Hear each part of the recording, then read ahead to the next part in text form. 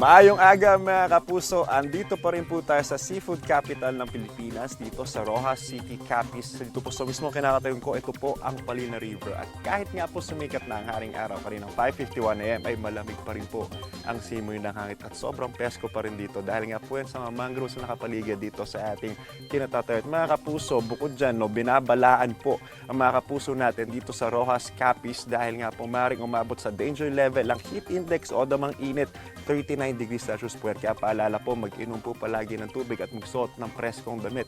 Samantala mga kapuso, yan po ay dahil apektado ng easterlies ang Rojas City at ilang pang bahagi ng bansa. Ayon po sa Pag-asa, habang northeasterly wind flow naman po ang umiiral sa northern Luzon. Good news po dahil wala pong bagyo o low pressure area na mamataan sa loob o labas ng Philippine Air Responsibility.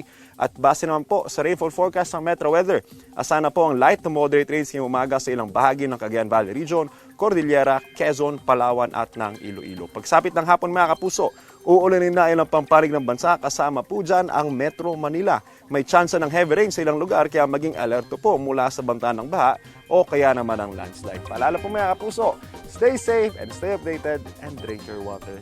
Live your life. Ako po si Anjo Pertiara, inyong unang hirit weather presenter. Know the weather before you go.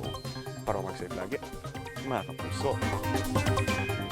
Kapuso, huwag magpapahuli sa latest news and updates. Mag-iuna ka sa balita at mag-subscribe sa YouTube channel ng GMA Integrated News.